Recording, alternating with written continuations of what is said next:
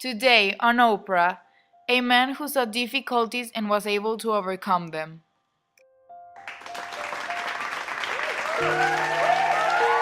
Hello everybody, thank you. Today we have a very important guest, Steve Jobs. Hey! So Steve, how are you? Fine, thank you, Oprah. How are you? Fine too, thanks. So are you ready to talk about your life? Sure. What do you want to know? Tell us, Steve, how was your life as an infant? Did your family support you? We want to know everything. Well, I was born in San Francisco, California. My biological parents abandoned me, so my adoptive parents raised me, and they saved up money for my college degree. They were always there to support me, and I owe them so much. I lived in many places like Palo Alto, Woodside. I went to Homestead High School, in which I enrolled in an electronics class. Then I went to the Reed College, which is an arts college, and I enrolled in many classes, but I had to drop out from this college because the expenses were too much and my parents couldn't afford it.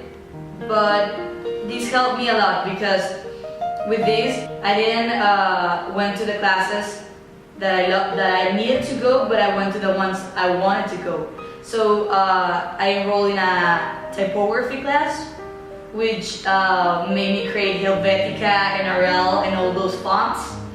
And my life was kind of hard, but I guess those things made me who I am. So you told us that you dropped out of college.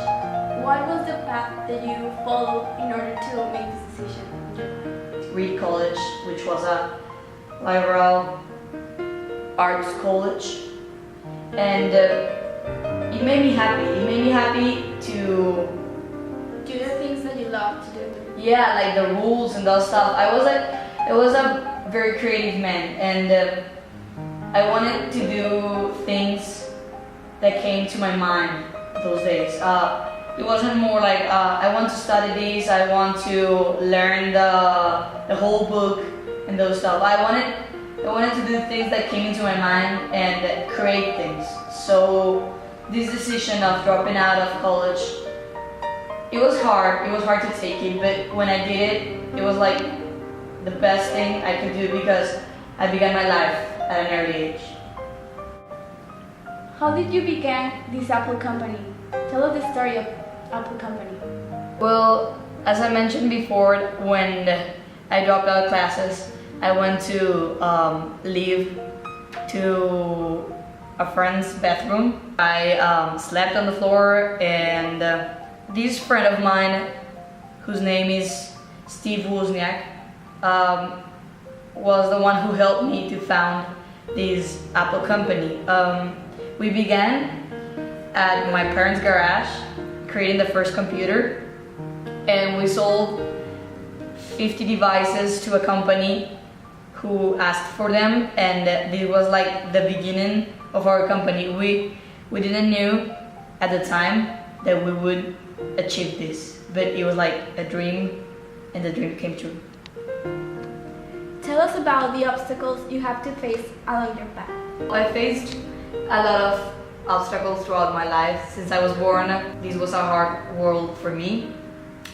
Then I faced the dropping out of college. I got my girlfriend of the time pregnant.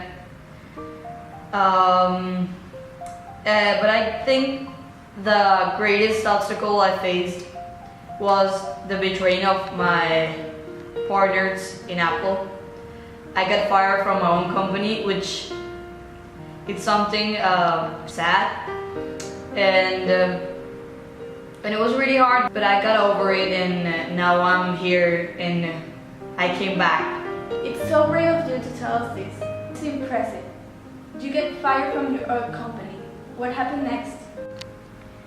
The board of directors decided to fire me because they went to the side of my co-founders, but I got fired in 1985.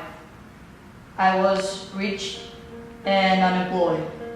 So I made two things. The first one was an investment, and the second one I founded Next, which is a company that created high-end computers with a super advanced operating system. And the deal was that Apple began searching for companies like Next, and they end up buying Next. So you came back. Yes, after 12 years of being unemployed, with the company Next, I came back in 1996 as an advisor, and then the company began firing people like Hilamelio and other CEOs. So I began upgrading of rank, and after some years I became the new CEO of my own company, which was one of the greatest accomplishments in my life. If you could go back and change something, would you do it? No, I wouldn't change a thing. I like the way my story went, but there's obviously always some stuff that I would like to avoid if I could live my life again, like the thing of my pancreatic cancer, which is something that has made my life like a little bit more hard. But I think we're here for something, and everything that happens to us is for a reason. So I wouldn't change a thing. I know you will get through this, but if you had to change something in your life, what it will be? Maybe if I hadn't dropped out of college, Apple company wouldn't exist. Or maybe it could have made me a greater entrepreneur. But we could never know. Like, I like the way things went, and they made me who I am right now. So we could never know, and that's the good and bad thing about life. Wow, Steve, your story is amazing. Thank you for this interview, and we're very pleased to have you.